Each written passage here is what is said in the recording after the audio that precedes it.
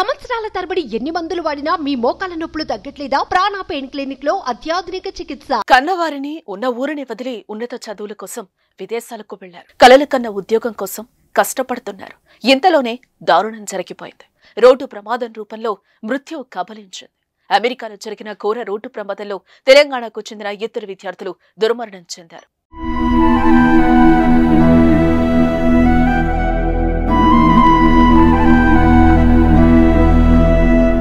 కరీంనగర్ జిల్లా హుజూరాబాద్ పట్టణానికి చెందిన డాక్టర్ స్వాతి, డాక్టర్ నవీన్ దంపతుల కుమారుడు నివేష్ జనగామ జిల్లా స్టేషన్ ఖన్పూర్ మండలంలోని శివునిపల్లికి చెందిన స్వర్ణకారుడు కలకుమార్, పద్మ దంపతుల పెద్ద కుమారుడు గౌతమ్ కుమార్ అమెరికాలోని అరిజోనా స్టేట్ విశ్వవిద్యాలయంలో బీటెక్ 2వ సంవత్సరం చదువుతున్నాడు.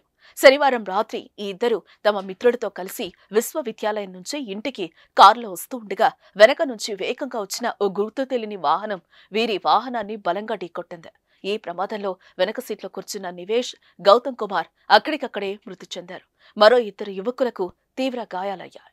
పిల్లలు రోడ్డు ప్రమాదంలో చనిపోయారనే వార్త తెలిసి ఆ తల్లిదండ్రులకు గుండె ఆగినంత పనైంది. అమెరికాలో చదివి మంచి ఉద్యోగంతో తిరిగొస్తారనుకుంటే ఇలా అర్థాంతరంగా ఈ లోకాన్ని వదిలి వెళ్లిపోవడాన్ని కుటుంబ సభ్యులు తట్టుకోలేకపోతున్నారు. కన్నీరు మున్నీరుగా విలపిస్తున్నారు.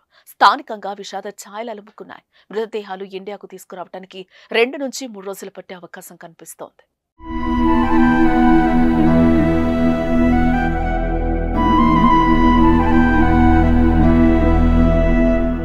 సుమన్ టీవీలో మీ పర్సనల్ అండ్ బిజినెస్ ప్రమోషన్స్ కోసం కింది నెంబర్కి కాంటాక్ట్ చేయండి.